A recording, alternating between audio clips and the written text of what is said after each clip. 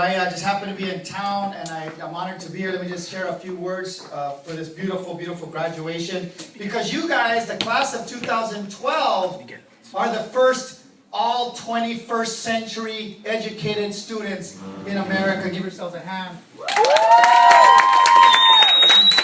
And so you got to help us bring the rest of our country and the rest of our world into the 21st century. In New Mexico, there is a huge disparity of educational outcomes. And in New Mexico, as you know, it's not heavy migration, but it's actually Latinos who have lived in New Mexico for decades and centuries. So you have non-Spanish speaking Latino students graduating at a far less rate than the white population in the exact same classroom, exact same books, exact same language. And something is wrong with that. And the reason that's happening, I believe, is because those students, those Latino students, don't know what you know.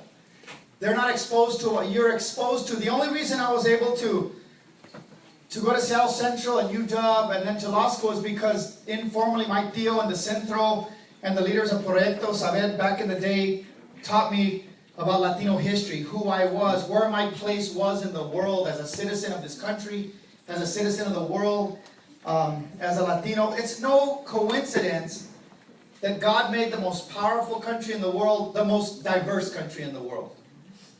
And it was a bummer when the United States invaded my homeland in New Mexico, but that guaranteed that Latinos are at the table in the United States. And now we have the power to elect a president of the United States.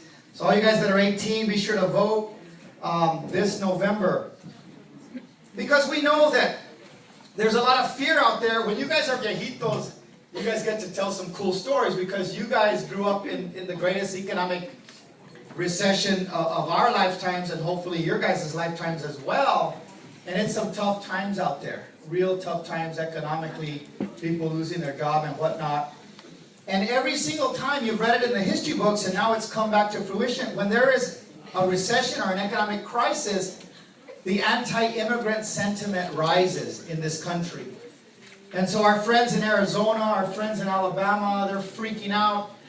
You have opportunist politicians driven by fear, putting policies into place. There is a beautiful bridge between Washington and Albuquerque, Washington and New Mexico.